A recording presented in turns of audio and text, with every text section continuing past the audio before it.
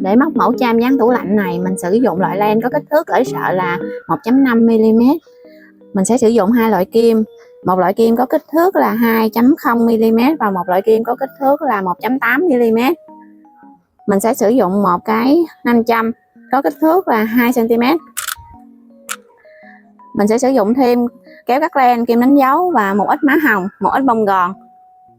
Rồi bây giờ chúng ta hãy lấy kim và len ra cùng móc với nhau nha. Chúng ta sẽ sử dụng kim có kích thước là 2.0mm để mình móc phần bánh pizza. Và mình sử dụng len màu cam. Trước hết chúng ta sẽ tạo nút thắt đầu tiên để móc dây bính.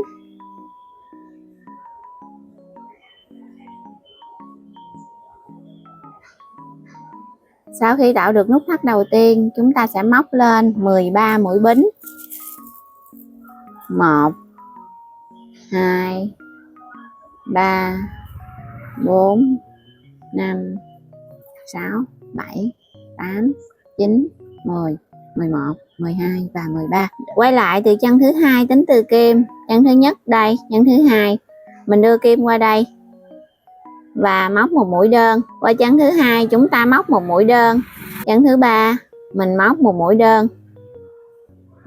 Và cứ như vậy chúng ta móc mỗi chân móc là một mũi đơn cho đến hết hàng.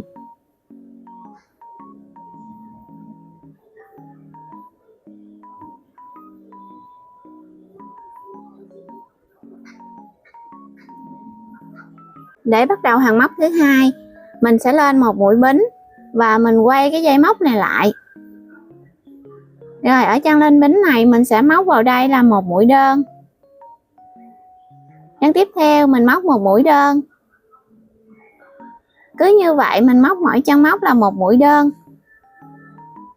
Mọi người sẽ móc từ hàng thứ hai cho đến hàng thứ tư bằng các mũi móc giống như ở hàng thứ hai, tức là chúng ta sẽ móc mỗi chân móc là một mũi đơn và ở mỗi hàng móc khi kết thúc chúng ta sẽ có được là 12 mũi đơn. Đây mình đã móc đến hàng thứ tư, chúng ta sẽ có được một mảnh như thế này. Chuẩn bị móc hàng móc thứ năm, mình sẽ móc lên một mũi bính và quay cái đầu móc này lại. Trong khi đó mình sẽ kéo cái hàng móc đầu tiên này lên. Chúng ta sẽ xếp cái miếng này như thế này. Đây, mình xếp mảnh móc như thế này. Và ở chân lên bính này mình sẽ đưa kim vào. Đó. Rồi mình đưa kim luôn vào cái hàng móc đầu tiên nè. Đó, như thế này. Và chúng ta xếp chúng lại với nhau, chúng ta sẽ móc luôn một mũi đơn. Qua chân móc thứ hai, mình cũng đưa kim vào và mình đưa kim ở hai mặt như thế này. Đó, mặt trên và mặt dưới. Và chúng ta cũng móc một mũi đơn. Tiếp tục ở chân móc thứ ba chúng ta cũng làm tương tự như vậy.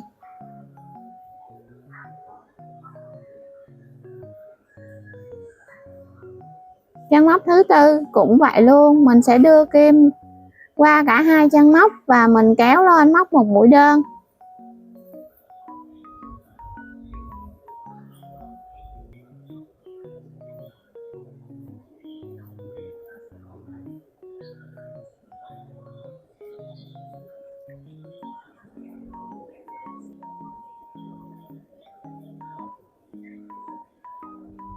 Các bạn lưu ý là sau khi chúng ta đã nối được hai đầu móc lại thì chúng ta cũng thực hiện tổng cộng là 12 mũi đơn. Như vậy mình đã nói xong cái phần này lại rồi. Bây giờ chúng ta sẽ bắt đầu móc lên hàng thứ 6. Để móc hàng móc thứ 6, mình lên một bính và quay ngược đầu móc này lại. Ở chân lên bính này mình móc vào đây một mũi đơn. Chân tiếp theo chúng ta móc một mũi đơn. Chân thứ ba móc một mũi đơn. Chân thứ tư móc một mũi đơn. Chân thứ năm cũng móc một mũi đơn. Sau đó hai chân liên tiếp này mình sẽ giảm mũi để thực hiện mũi móc giảm. Ở hai chân này chúng ta sẽ đưa kim qua chân đầu tiên, lấy len lên. Sau đó đưa kim qua chân thứ hai, lấy len lên. Lúc này trên kim của chúng ta có 3 vòng len. Mình sẽ ngoắt len và kéo qua hết 3 vòng len này. Như vậy là mình đã thực hiện xong mũi móc giảm. Rồi qua chân móc tiếp theo chúng ta móc một mũi đơn. Chân kế bên một mũi đơn. là 2 mũi. Chúng ta còn lại 3 chân móc, chúng ta sẽ móc tiếp, mỗi chân là 1 mũi đơn.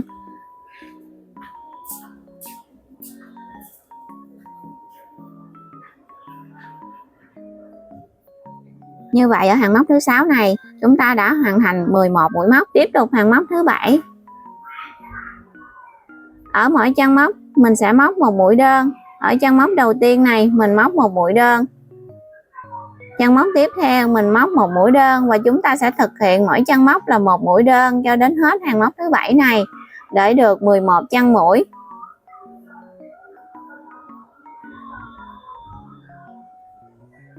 Hàng móc thứ 8. Ở chân đầu tiên này chúng ta thực hiện 1 mũi đơn. Chân tiếp theo 1 mũi đơn. Chân thứ 3 mình thực hiện 1 mũi đơn. Và chân thứ 4 mình cũng thực hiện 1 mũi đơn. Sau đó mình sẽ thực hiện 1 mũi giảm.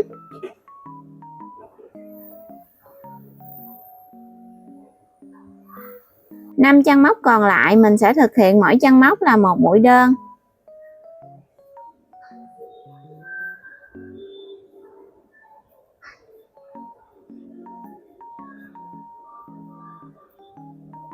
Như vậy sau khi hoàn thành hàng móc thứ 8 chúng ta có được 10 chân mũi. Hàng móc thứ 9 chúng ta sẽ thực hiện mỗi chân móc là 1 mũi đơn. Và kết thúc hàng móc thứ 9 này chúng ta cũng có 10 chân mũi.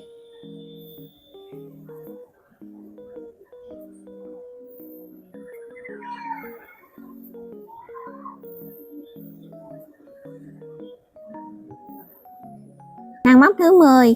Chân móc đầu tiên chúng ta thực hiện 1 mũi đơn. Chân thứ 2 1 mũi đơn. Chân thứ 3 1 mũi đơn. Chân thứ 4 1 mũi đơn. Sau đó chúng ta sẽ thực hiện 1 mũi giảm. Ở đây chúng ta còn lại là 4 chân móc. Chúng ta cũng sẽ móc mỗi chân móc là 1 mũi đơn.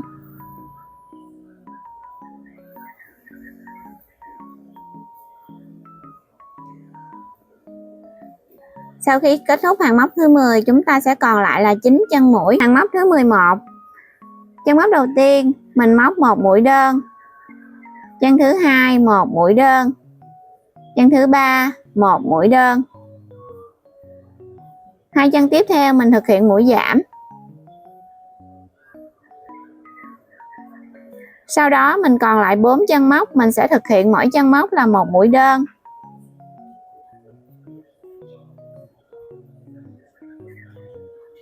Như vậy sau khi kết thúc hàng móc thứ 11 chúng ta sẽ còn lại là 8 chân mũi. Hàng móc thứ 12. Chân đầu tiên chúng ta móc 1 mũi đơn. Chân thứ 2 1 mũi đơn. Chân thứ 3 1 mũi đơn. Sau đó chúng ta thực hiện mũi móc giảm. Chúng ta còn lại 3 chân móc, chúng ta sẽ thực hiện mỗi chân móc là 1 mũi đơn. Và khi kết thúc hàng móc thứ 12 này, mình sẽ còn lại là 7 chân mũi. Hàng móc thứ 13. Ở chân móc đầu tiên, chúng ta sẽ thực hiện mũi móc giảm. Thì mình sẽ thực hiện để mọi người quan sát. Đây mình đưa kim vào chân móc thứ nhất, lấy len qua. Đưa kim vào chân móc thứ hai, lấy len qua. Và khi có 3 vòng len trên kim, mình sẽ kéo len qua hết. Như vậy mình đã thực hiện xong một mũi móc giảm. Chân móc tiếp theo mình sẽ thực hiện một mũi đơn bình thường. Chân móc thứ hai mình thực hiện mũi đơn. Chân móc thứ ba mình thực hiện mũi đơn. Đến đây mình còn lại 2 chân móc. 2 chân móc này mình sẽ thực hiện mũi giảm.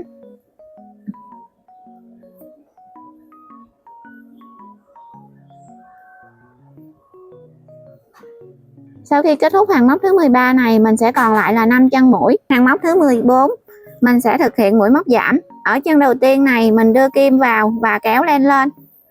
Chân thứ hai mình đưa kim kéo len lên. Và mình sẽ thực hiện mũi giảm khi kéo len qua hết. Qua chân móc tiếp theo mình sẽ thực hiện mũi đơn bình thường. Sau đó mình còn lại 2 chân móc, mình sẽ thực hiện mũi giảm với 2 chân móc này. Sau khi kết thúc hàng móc thứ 14 mình sẽ còn lại là 3 chân mũi. Hàng móc thứ 15. Ở chân móc đầu tiên này mình sẽ thực hiện một mũi đơn.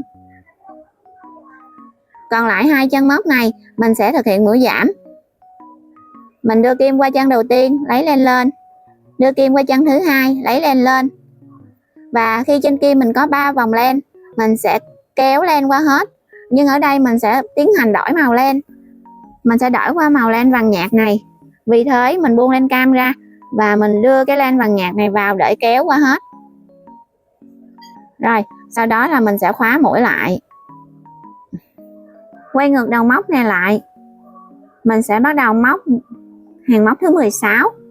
Ở hàng móc thứ 16 này chúng ta sẽ móc ở chân đầu tiên này mình móc một mũi đơn. Chân thứ hai mình sẽ móc mũi tăng. Mũi tăng có nghĩa là 2 mũi đơn chung chân. Đây mình thực hiện một mũi đơn. Tiếp tục ở chân đó mình thực hiện thêm một mũi đơn nữa. Như vậy sau khi kết thúc hàng móc thứ 16 mình sẽ có là 3 chân mũi. Hàng móc thứ 17. Ở chân móc đầu tiên này mình thực hiện mũi tăng. Mình sẽ móc 2 mũi đơn chung chân. Chân móc tiếp theo mình thực hiện mũi đơn. Chân móc cuối cùng này mình sẽ thực hiện mũi tăng. Như vậy là sau khi kết thúc hàng móc thứ 17 mình sẽ có 5 chân mũi. Hàng móc thứ 18. Ở chân móc đầu tiên này mình thực hiện mũi tăng. Chân móc tiếp theo mình thực hiện mũi đơn. Chân móc thứ hai mình thực hiện mũi đơn. Chân móc thứ ba mình thực hiện mũi đơn. Còn lại chân móc cuối cùng này mình sẽ thực hiện mũi tăng.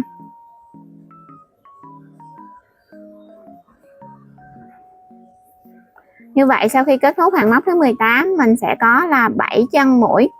Hàng móc thứ 19. Ở chân mũi đầu tiên này mình sẽ thực hiện là mũi tăng. Sau đó các mũi ở giữa, các chân mũi ở giữa này mình sẽ thực hiện mũi đơn bình thường. Mình sẽ có 5 chân mũi. Mình sẽ móc mũi đơn 1 2 3 4 và 5. Mình còn lại chân mũi cuối cùng này mình sẽ móc mũi tăng.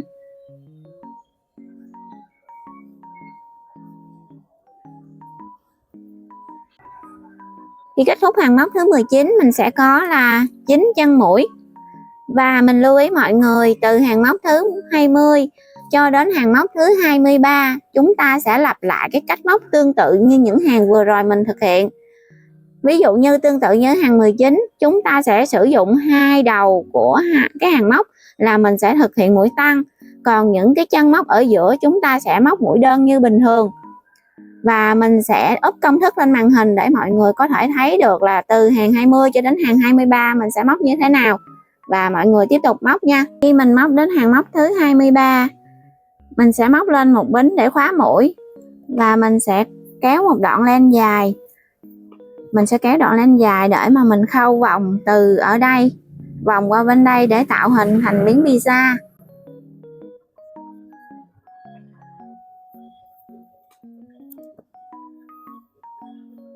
Đây, như thế này nha. Rồi chúng ta sẽ khâu lại để tạo hình như thế này. Đây mình sẽ chuẩn bị khâu. Mọi người có thể dùng kim đánh dấu này để mình đánh dấu cái chỗ mà mình xác định là mình sẽ khâu như thế nào. Thì mình sẽ xác định ở cái hàng mà bắt đầu có mũi giảm, tức là hàng móc thứ 6. Đó, mình sẽ đánh dấu nó như thế này. Rồi mình sẽ xỏ cái len vào kim mai nè. Mình đưa vào cái hàng móc đầu tiên. Rồi khi này mình sẽ gỡ cái kim này ra. Rồi mình sẽ đưa qua hàng tiếp theo và mình cứ khâu. Chúng ta sẽ khâu mỗi hàng trên này tương ứng với cái hàng ở phía dưới.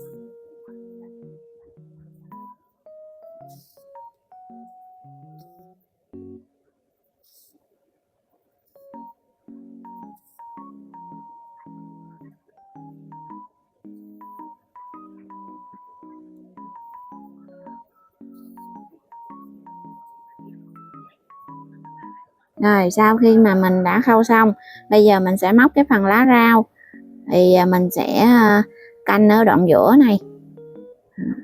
Canh ở đoạn giữa này mình đưa kim vào, mình sẽ lấy lên màu xanh lá nè, rồi nối lên vào và mình móc lên là 4 mũi bính. Sau đó mình quay lại từ chân thứ ba tính từ kim 1 2 3 chân này, mình sẽ móc vào đây là 1 mũi kép. Chân tiếp theo này mình móc 1 mũi kép. Rồi mình sẽ móc xuống dưới cái chỗ mà mình nói lên nè, mình móc xuống đây là 1 mũi dời. Rồi như vậy là mình đã thực hiện được 1 lá rau, mình sẽ tiếp tục thực hiện thêm 2 lá rau nữa. Rồi mình móc lên 1 2 3 4 5, quay lại từ chân thứ ba đây, chân thứ ba đây, và mình móc vào chân thứ ba này là 1 mũi kép. Rồi chân tiếp theo 1 mũi kép. Rồi còn lại chân cuối cùng mình cũng thực hiện 1 mũi kép. Sau đó mình sẽ đưa xuống cái chân chỗ mình nói lên đó, là mình móc 1 mũi dời. Và mình sẽ lặp lại để thực hiện thêm 1 lá rau nữa nha. Móc lên 5 bính. Sau đó quay lại móc 1 mũi kép. Chân tiếp theo 1 mũi kép nữa. Rồi chân thứ ba chúng ta 1 mũi kép nữa. Rồi sau đó là quay xuống cái chân nói lên, rồi mình móc mũi dời và mình kết thúc mũi móc, mình sẽ cắt len. Sau đó thì mọi người sẽ giấu phần len thừa vào bên trong nha. Để móc miếng cà chua mình sẽ sử dụng kim có kích thước là 1.8 mm. Mình dùng len màu đỏ. Rồi trước hết là mình sẽ thực hiện tạo vòng tròn ma thuật.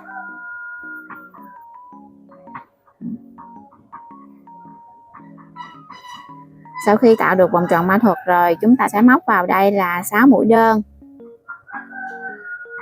1 2 3 4 5 và 6. Rồi mình rút cái cọng dây này lại để cho cái vòng tròn ma thuật này nó nhỏ lại. Sau đó là mình sẽ móc mũi dời vào cái mũi đơn đầu tiên nè để kết hàng.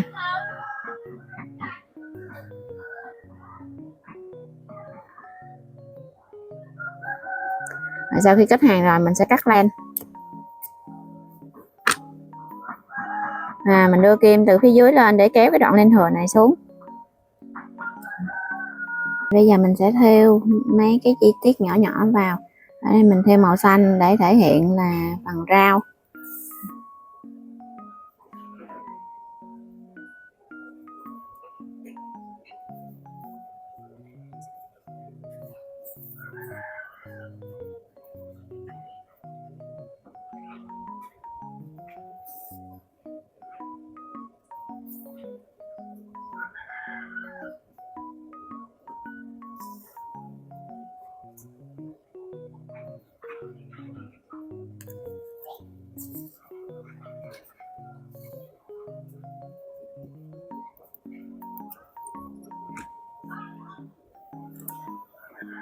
Để móc bé thỏ ngủ này mình sẽ sử dụng kim với kích thước 1.8 mm.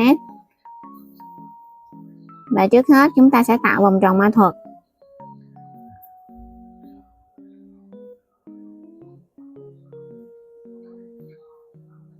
Rồi sau khi mà mình tạo được vòng tròn ma thuật rồi, mình sẽ móc vào đây là 6 mũi đơn.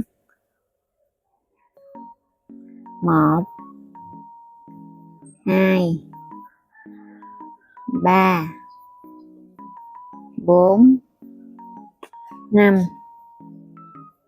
và 6. Rồi mình sẽ kéo cái cọng dây này lại để mà thu nhỏ cái vòng tròn ma thuật lại. Rồi mình sẽ móc vào mũi đơn đầu tiên này 1 mũi dời để mình kết hàng. Như vậy là mình đã móc xong hàng móc thứ nhất. Để móc hàng móc thứ hai này, mình sẽ móc vào cái chân móc đầu tiên này là 1 mũi đơn. Mình sẽ đánh dấu lại mũi đơn đầu tiên này. Qua chân tiếp theo mình sẽ móc một mũi tăng.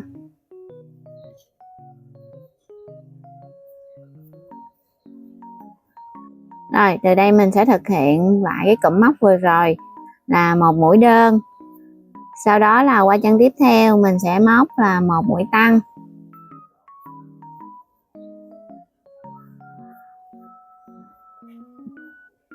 Mình sẽ lặp lại cho đến hết hàng này, thì sau khi kết thúc hàng móc thứ hai chúng ta sẽ có là 9 chân mũi.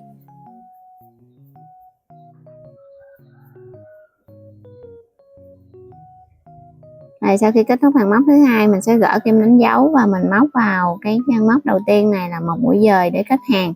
Tiếp tục hàng móc thứ ba. Ở chân đầu tiên này mình sẽ móc vào đây là một mũi đơn.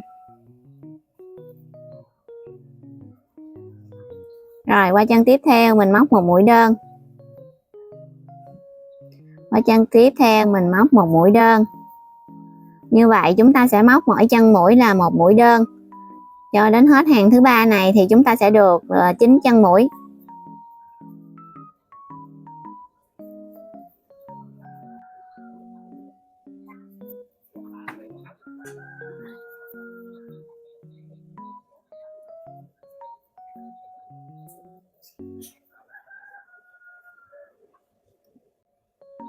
Mình gỡ kim đánh dấu và mình móc vào cái mũi đơn đầu tiên này là một mũi dời để kết hàng.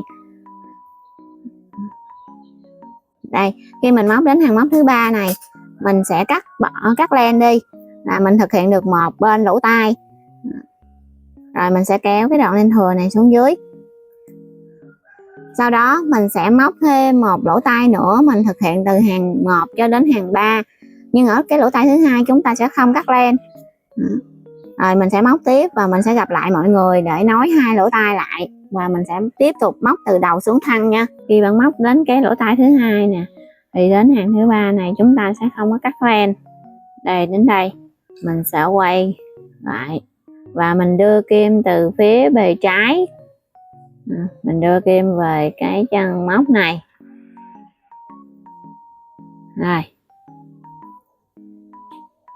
Rồi mình sẽ gáp với cái phần lỗ tai bên đây. Rồi mình gáp với bên đây ha. Mình đâm qua bên đây và mình móc một mũi dời. Rồi qua chân tiếp theo mình đâm kim qua. Rồi nối với cái chân móc bên đây mình cũng móc một mũi dời, là mũi dời thứ hai rồi đó. Rồi mình tiếp tục đâm kim từ phía bề trái của cái lỗ tai đầu tiên qua lỗ tai thứ hai. Rồi mình móc một mũi dời là mũi dời thứ ba.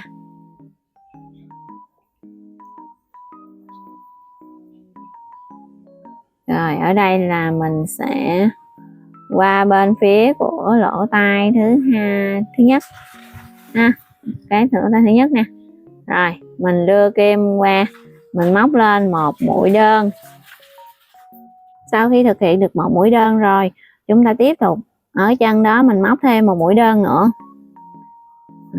nghĩa là mình đang thực hiện mũi tăng đó mọi người. Rồi mình sẽ lấy cái kim đánh dấu này mình gắn vào cái mũi đơn đầu tiên. Qua chân tiếp theo mình sẽ thực hiện mũi tăng.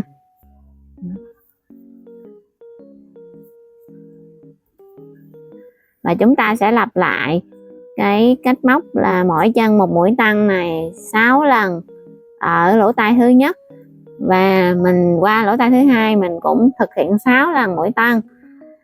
6 lần mũi tăng thì ở đây mình đã thực hiện được 2 lần rồi nè. Mình sẽ qua bên cái chân thứ ba mình móc tiếp. Mũi tăng thứ ba, mũi tăng thứ tư, mũi tăng thứ 5, rồi mũi tăng thứ 6.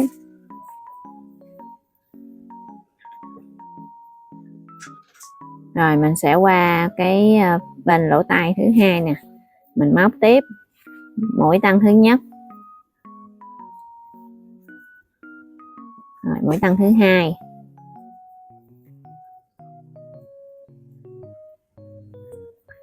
chân thứ 3, 4, 5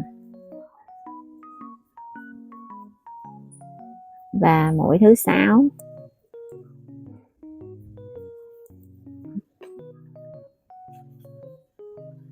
Rồi mình sẽ gỡ kim đánh dấu ra để mình móc mũi dời, mình sẽ kết hàng.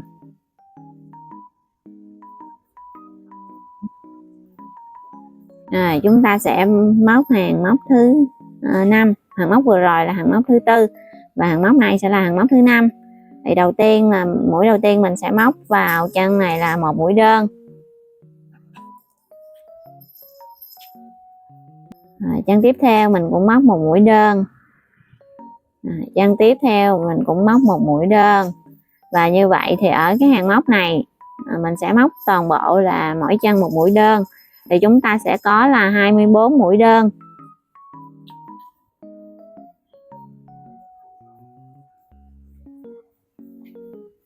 Ở hàng móc thứ 6 và hàng móc thứ 7 thì mọi người sẽ thực hiện cách móc như hàng móc thứ 5. Có nghĩa là chúng ta sẽ móc mỗi chân móc là một mũi đơn và chúng ta sẽ móc đến hàng thứ 7. Thì mỗi hàng chúng ta sẽ có là 24 chân mũi. Rồi sau khi móc xong hàng móc thứ 7 rồi, mình sẽ tiếp tục móc hàng móc thứ 8. Ở hàng móc thứ 8 này, chân móc đầu tiên mình sẽ móc một mũi đơn. Chân móc tiếp theo mình sẽ thực hiện một mũi giảm. Mình sẽ đưa kim qua chân mũi thứ nhất, kéo lên lên. Tiếp tục đưa kim qua chân mũi thứ hai, kéo lên lên. Này, khi trên kim có 3 vòng len nè, mình sẽ kéo lên qua. Nên là mình đã thực hiện xong mũi móc giảm. Rồi từ đây chúng ta sẽ lặp lại cái cụm móc vừa rồi là một mũi đơn và sau đó sẽ là một mũi giảm. Chúng ta sẽ thực hiện cho đến hết hàng này. Thì sau khi mà hết hàng thứ 8 này, chúng ta sẽ còn lại là 16 chân mũi.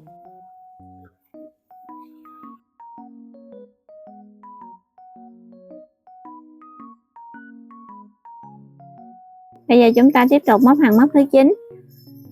Chân móc đầu tiên mình sẽ móc một mũi đơn. Chân móc thứ hai mình sẽ móc mũi giảm.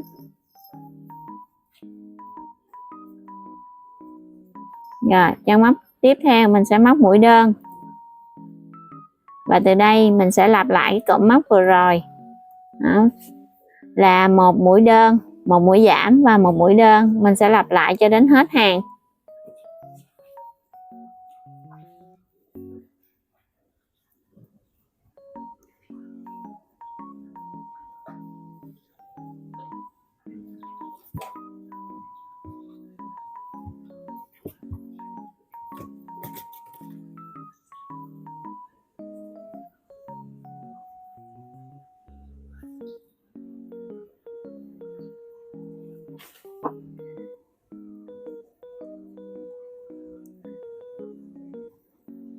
Móc đến đây rồi mọi người sẽ dồn một ít còn vào cho nó phồng lên để mình dễ móc hơn. Hàng móc thứ 10. Ở hàng móc thứ 10 này mình sẽ móc vào các cái mũi chân trước. Ở các mũi chân trước là ở đây nè, các cái dây phía trước này nè, cái dây mà nó nằm về phía mình nè. Thì chúng ta sẽ móc ở cái dây đó. Thì chân móc đầu tiên mình sẽ móc mũi đơn. Mình giấu lại. Rồi chân móc thứ hai mình móc mũi đơn. Chân móc thứ 3 mình sẽ móc mũi tăng.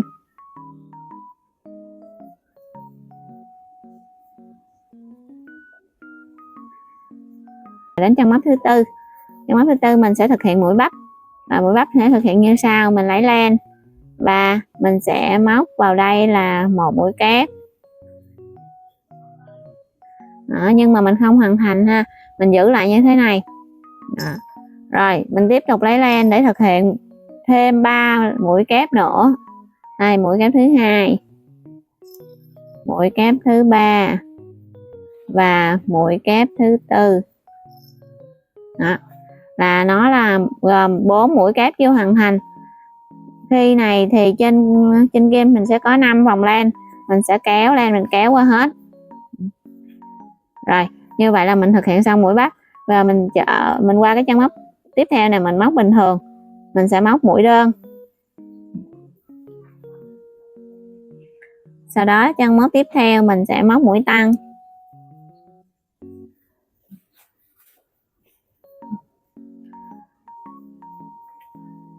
Rồi, hai chân móc tiếp theo mình sẽ móc mỗi chân là một mũi đơn.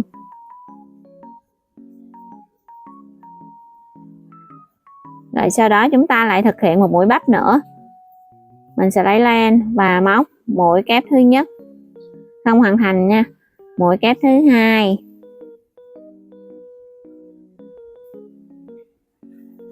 Rồi mũi kép thứ ba. Và mũi kép thứ tư. Rồi sau đó là mình sẽ kéo len qua hết. Rồi qua cái chân móc bên cạnh mình sẽ móc mũi tăng.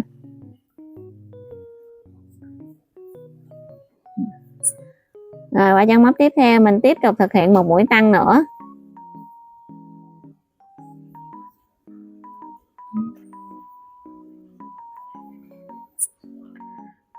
Mình còn lại chân móc cuối cùng này mình sẽ thực hiện một mũi đơn. Rồi mình gỡ kim đánh dấu và mình sẽ kết hàng. Hàng móc thứ 11. Ở hàng móc này, chân móc đầu tiên mình sẽ móc mũi đơn.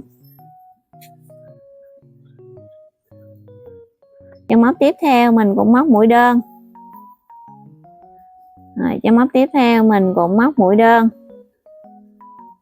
Và ở hàng móc này chúng ta sẽ móc mỗi chân móc là một mũi đơn. Đó, mình móc được 3 mũi. Thì hàng móc này chúng ta sẽ có được là 16 chân móc. Đó, 16 sau khi thực hiện xong mình sẽ có 16 chân móc. 4. Rồi 5. 6. 7. 8. 9. Hàng móc thứ 12. Ở chân móc đầu tiên mình móc mũi đơn. Chân móc thứ hai mũi đơn. Chân móc thứ ba cũng mũi đơn. Chân móc thứ tư một mũi đơn. Chân móc thứ 5 một mũi đơn. Rồi đến chân móc thứ 6 này mình sẽ thực hiện mũi bắp. Thì mũi bắp chúng ta sẽ thực hiện tương tự như ở hàng trước.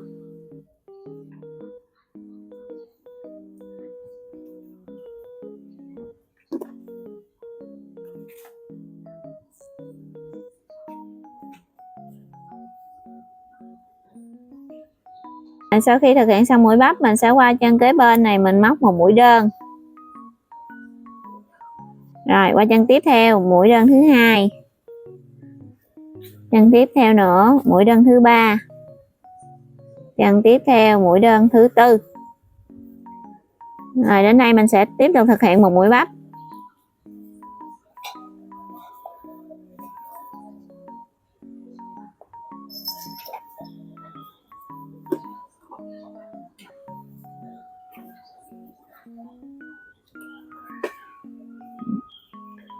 Rồi, sau khi thực hiện xong mũi bắp rồi mình sẽ qua chân tiếp theo mình móc một mũi đơn. Rồi chân kế bên mũi đơn thứ hai. Rồi qua chân kế bên thực hiện mũi đơn thứ ba. Rồi mũi đơn thứ tư và mũi đơn thứ 5.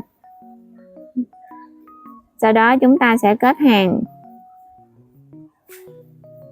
Hàng móc thứ 13 cũng là hàng móc cuối cùng. Chúng ta sẽ thực hiện toàn bộ các mũi giảm. Ở đây mình sẽ thực hiện được 8 mũi giảm.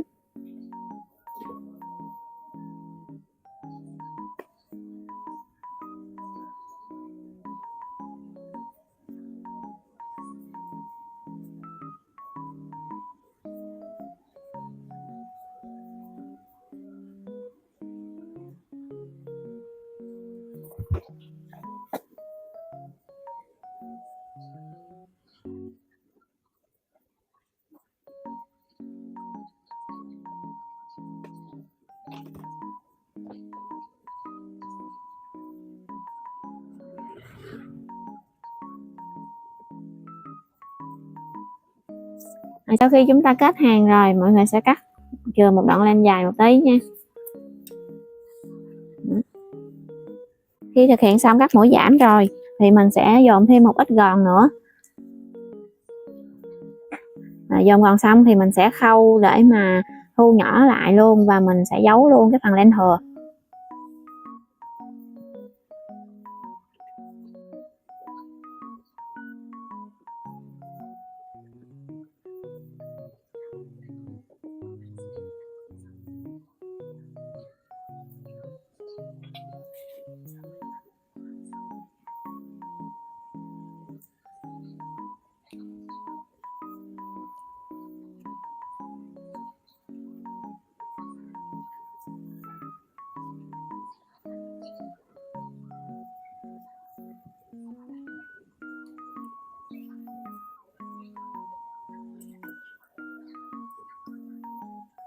Rồi, như vậy là chúng ta đã làm xong bạn thỏ này rồi. Mình sẽ sử dụng len đen hoặc là chỉ màu đen đó, mình thêu cái mắt mũi cho bạn thỏ này.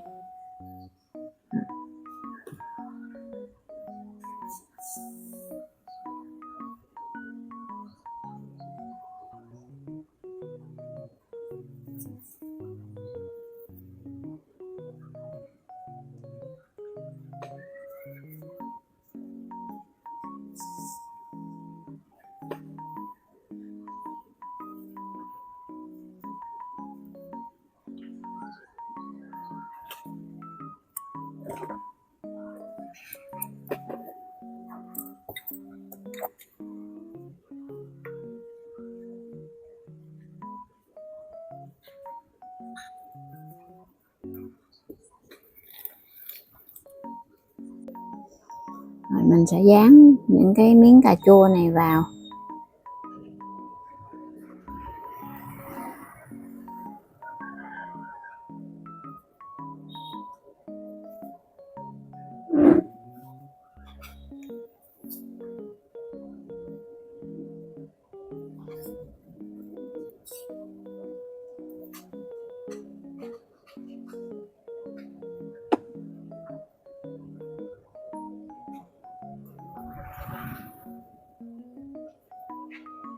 Đây là vải nỉ, mình sẽ ướm cái phần bánh pizza này lên. Mình sẽ cắt một miếng vừa với cái bánh pizza này để mình dán cho nó tạo được cái độ cứng cáp.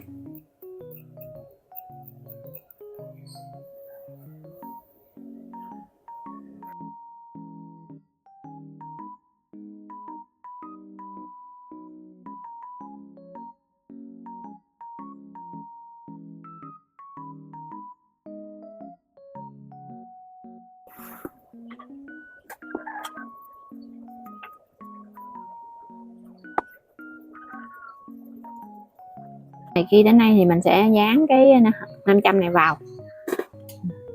Mình sẽ bắn một ít keo vào. Mình sẽ dán 500 vào. Hôm nay chúng ta đã cùng nhau móc mẫu 500 để dán tủ lạnh như thế này. Cảm ơn các bạn đã xem hết video và cùng mình móc len ngày hôm nay. Chúc các bạn móc len vui vẻ và có nhiều sản phẩm xinh xắn. Hẹn gặp lại các bạn trong những video sắp tới. Chào tạm biệt.